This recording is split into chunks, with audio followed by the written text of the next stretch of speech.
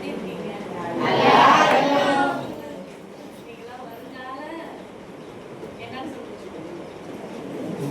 கல்வியோட ஆர்வமும் குடும்பத்துல உங்களுக்காக அதை ஊக்குவிச்சு உங்களை வர வைக்கிறதுக்கு அதுவே ஒரு சிறந்த ஒரு செயல் தான். ஏன்னா படிப்பு இல்லைன்னா இன்னைக்கு லைஃப்ல ஒண்ணுமே கிடையாது.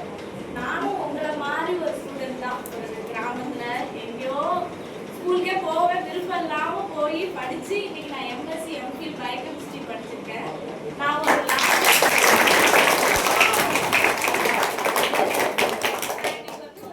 வந்து மேனேஜரா இருக்கேன். எனக்குன்ற ஒரு பேர் ஐடென்டிட்டியை நான் வந்து உருவாக்கிக்கிட்டேன். அப்போ ஃபேமிலியில அப்பா அம்மாவுக்கு விருப்பமாகவும் நான் வாழ்ந்துட்டேன், எனக்கான வாழ்க்கையும் வாழ்ந்துட்டேன். அப்போ என்னோட அடுத்த செயல் வந்து எனக்கு இந்த சேவை, அதுதான் நான் தேர்ந்தெடுத்து இன்னைக்கு வேலையும் ஒரு பக்கம், அது என்னோட ப்ரொஃபஷனுக்காகவும் இன்னைக்கு வந்து சோஷியல் சர்வீஸ், அது வந்து கண்டிப்பாக எனக்கு நான் ரொம்ப இன்ஸ்பயர் ஆனது ஆர்வம் சார்.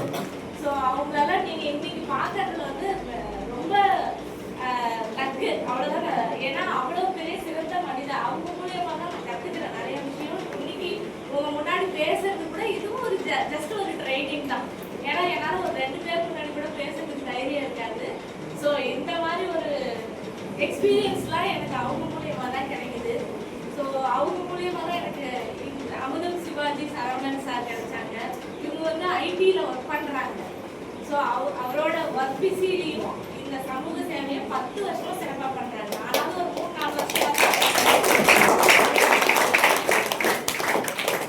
சொன்னாங்க, உங்களை எல்லாரையும் குடும்பமாக பார்க்குறாங்க, எல்லாரும் குடும்பமாக நீங்கள் இருக்கீங்கன்றது அது எவ்வளோ பெரிய மகிழ்ச்சி தெரியுங்களா? நம்ம வீட்டில் எவ்வளோ கஷ்டம் இருக்கும், ஆசிரியர்களுக்கும் சரி மாணவர்களுக்கும் சரி வீட்டில் ஏதோ ஒரு சூழ்நிலை இருக்கும். ஆனால் இங்கே வந்து ஒரு நல்ல சூழ்நிலை ஏற்படுத்தி கொடுக்கறது நம்மளுக்கு தலைமையாக இருக்கிறவங்க நல்லா இருந்தால் மட்டும்தான் கீழே இருக்கவங்களாம் நல்லா பண்ண முடியும்.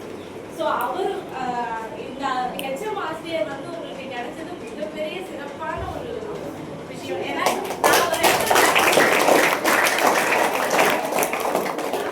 வேலை பார்க்குறேன், நான் கரெக்டாக 2 மணிக்கு போகல, இல்லை 1 மணிக்கு போகலன்னா எல்லாரும் முன்னாடி கேட்பாங்க, இல்லை வேற மாதிரி ஏதாவது ஒரு சூழ்நிலையை நமக்கு கொடுப்பாங்க. ஆனால் அவங்க எல்லாம் புரிஞ்சு ஒரு குடும்பமாக உங்கள்கிட்டயும் அன்பா சொல்றாரு, நல்லா படிங்க,